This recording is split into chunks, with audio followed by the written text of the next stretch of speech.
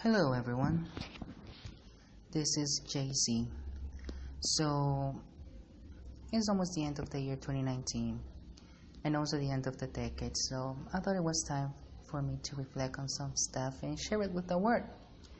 Some experiences that I've had this year, and that I didn't want to write them in a journal because, to be honest, I'm kind of lazy to write on a journal.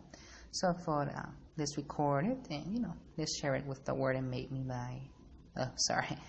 my experience will help someone in the future. So basically, this year it was a huge decision making year because I decided to leave a very toxic environment that I was in, and it was hard.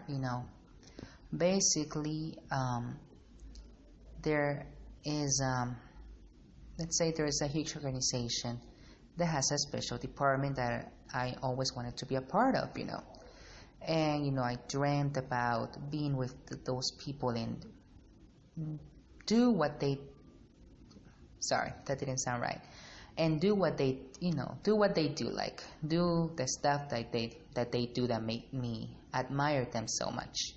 Hopefully you'll understand that. Anyway, so one day, let's say at the beginning of this year, one guy of this organization reaches out to me and he was like, hey Jay-Z, like we're doing this activity and you have the talent that we're looking for, like are you up for it? And I was like, yes, of course, yes, please, because I always wanted to do something with that organization, well with that part of the organization. Anyway, so I signed up and they end up liking me, and I work with them and we present our activity and everyone loved it and I loved it too. I felt so good about myself, so proud that I was able to accomplish something that I wanted for so long.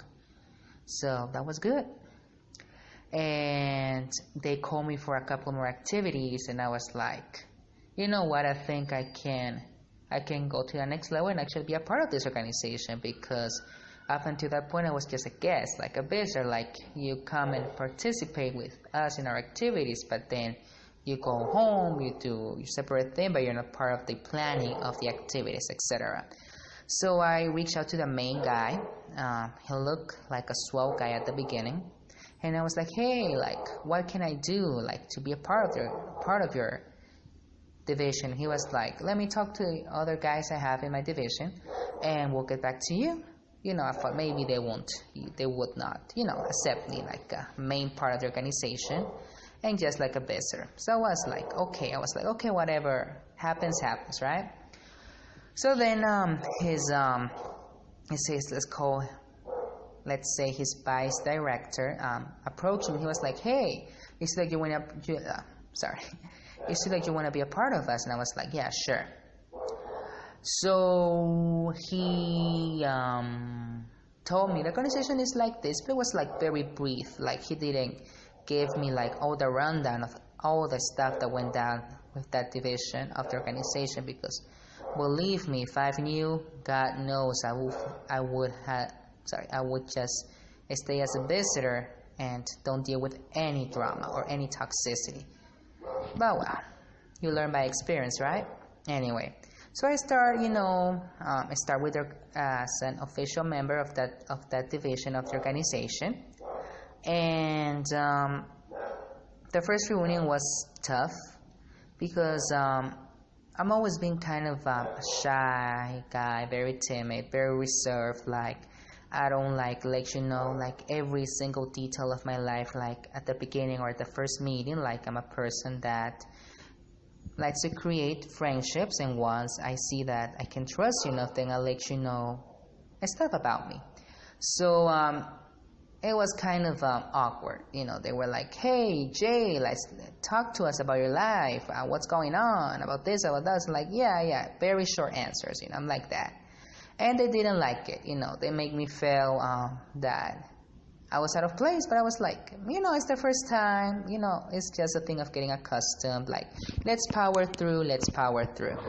So the weeks and then the months are starting going on like that, and eventually there was some misunderstanding with the big man, with the leader of that division, and he started to grow apathy against me. That basically he not liking me. And he started being very subliminal, like throwing shade against me, saying things that I know they were directed to me. Sometimes right in front, like saying hurtful things or humiliating things, to me and to the other guys, but especially to me. He was very direct and very mean-spirited, and that put me in so many moods. You have no idea. Like, I felt mad and angry about myself, with myself. I was like, oh my God, Jamie, like, oh my God, Jay-Z, like, what are you doing? Why can you not accommodate to them? Why cannot you change fast enough? Like wondering why I couldn't change fast so I could accommodate to them, and feeling very insecure and very mad and very sad that I just couldn't please this person that I looked up to so much in this division, this organization that I look up so much. But I powered through because I still love the activities that we did and that we planned, but it was becoming very toxic, but I didn't voice it out. So many months passed, and I, continue with them. There was one time that we went and give, how you can say this, like, we gave and give, like, a speech, to kids about leadership and how to have a strong organization. And he was talking about like the chain effect, that your organization is as strong as your weakest link. And he flat out in middle,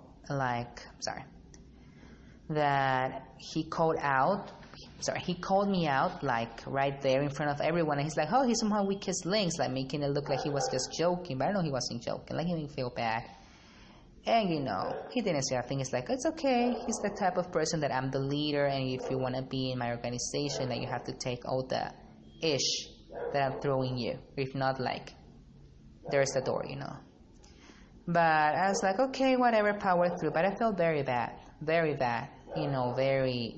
insecure. I was like, if I'm so bad, like if I'm so worthless to you, like why you have me here? Just kick me out already. If I'm so useless, if I'm a weak link, I feel like they just had me there because of pity, because no one else wanted me in any other division of the organization. And I was like, okay, cool, but let's just power through. Then there was a deal breaker that told me that the place was just too toxic for me, and that if I just continue there, I would just, end up getting beat up, or me beating up this man, because he was just like so terrible.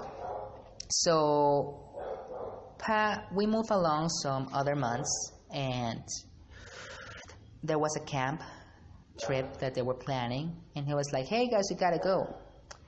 Now, I was working at the time. Then I lost my job because they cut some personnel off, and sadly I was one of the person to get that job.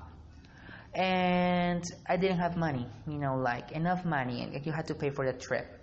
So I reached out to him in hopes of getting some help, or at least him talking on my behalf to getting me an extension.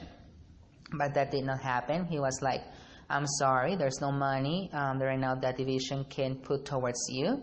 If you want to go to the trip, then you better find a way, you better work and get the money, because there's no way we can help you. And I was like, okay, wow, like what a work leader.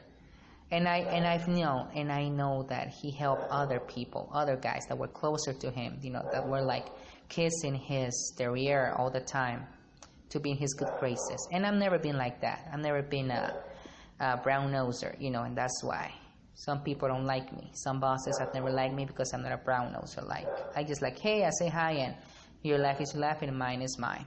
Anyway, so I was like, okay.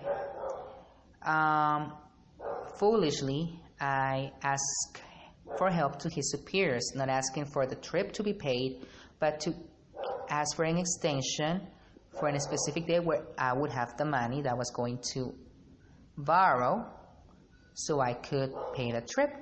They told me, no, sorry, that can't happen. Sorry, okay, cool. So we had like this group for the division, you know, like a chat. And he was like, before telling you what happened in the group chat, like, thankfully, someone lent me the money and I was able to pay the trip. And then I did my regular activities, you know, like outside that division of the organization.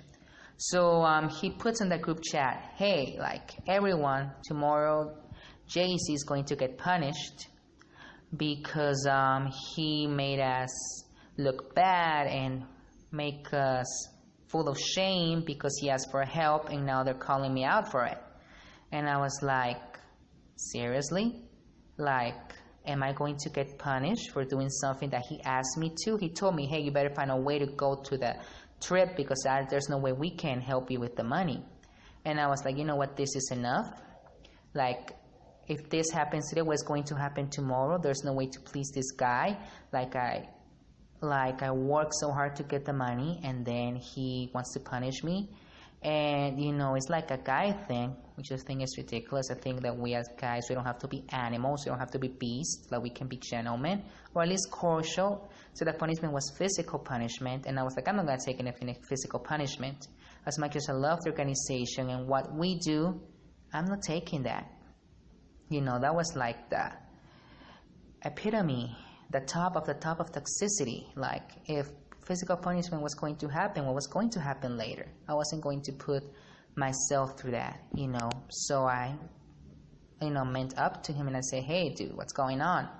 I am not going to continue with the organization. Like, I want to thank you for the opportunity and everything you guys teach me. But we clearly don't get along. We clearly don't mesh well. It's better for us to depart. And he was like, okay, whatever. If you want to go, go. Like, who needs you anyway? You know? And I was like, okay, fine. You know, and I left. I was like, tell the guys that I'm going to miss them, that I appreciate all the time we spent together. And he was like, yeah, sure, I'll talk to them. And you're always welcome to return if you want. Such a hypocrite. Such a hypocrite, that man. And he did what I thought he was going to do. He put all the guys, because it was just a division just for guys, because it was very heavy work, you know, like construction and stuff like that.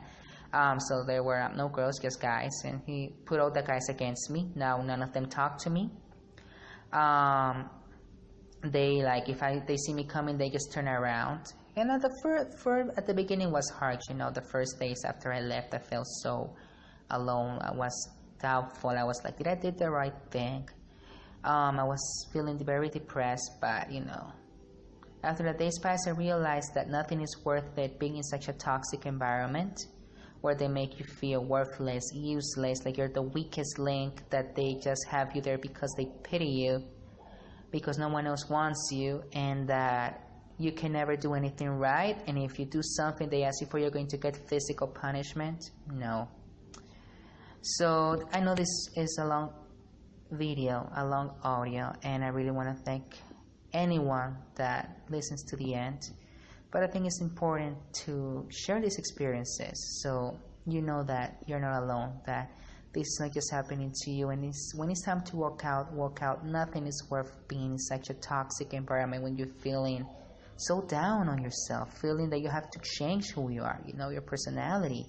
You know, a real leader is the one that respects who you are, try to understand you, and work with you to greater results, and not try to change everything about you so you can be just like them. So thank you so much for hearing. If you make it to the end, I wish you a Merry Christmas and a Happy New Year. This has been JC, and until I want to share something else, goodbye.